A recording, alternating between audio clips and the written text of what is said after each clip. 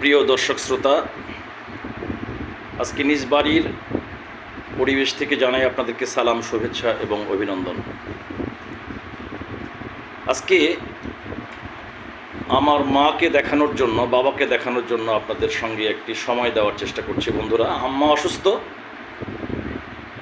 অপারেশনের কথা চলছে। তার পূর্বে কিছু চিকিৎসা নেওয়ার জন্য আমার বাসায় এসেছে। আসলে গ্রামের বাড়ির পরিবেশে যে চিকিৎসাটা নেওয়া সম্ভব নয়, যার কারণে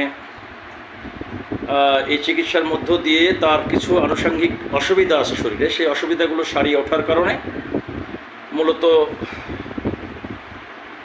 অপারেশন পূর্ব কিছু চিকিৎসার কারণে আমার বাসায় আসা। সেখানে এসে চিকিৎসা চলছে। দুপুরের খাবার খাচ্ছে আম্মা। আম্মা এদিকে, আম্মা, আম্মা, আব্বা, দুজনে সামনাসামনি। আব্বা আগেই খেয়েছে, খাওয়ার কারণে শুধু আম্মা খাচ্ছে আর আব্বা আম্মার খাওয়া দেখতেছে। এই যে বয়সজনিত কারণে একে অপরের প্রতি ভালোবাসার গভীরতা অনেক বৃদ্ধি পায়। সেই ভালোবাসার গভীরতায় দুজন মানুষ দীর্ঘদিন, শুনেছি আব্বা যখন ক্লাস 8-এর ছাত্র, আম্মা তখন ক্লাস 5-এ, না আব্বা? ক্লাস 3। আম্মা ক্লাস 3-তে পড়ে আর আব্বা ক্লাস 8-এ পড়ে। শুনতেই যেন কেমন হাসি লাগছে, তাই না?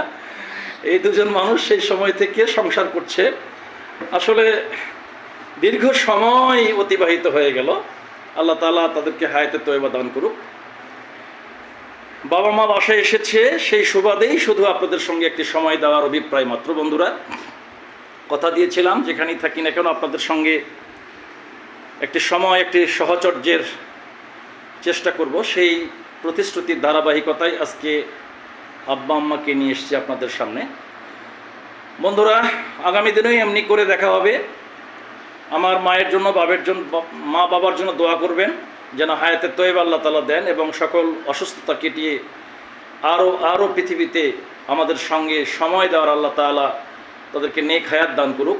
এই আশাবাদ ব্যক্ত রেখে আবারও সকলকে সালাম, শুভেচ্ছা এবং অভিনন্দন। আসসালামু আলাইকুম ওয়া রাহমাতুল্লাহি ওয়া বারাকাতুহু।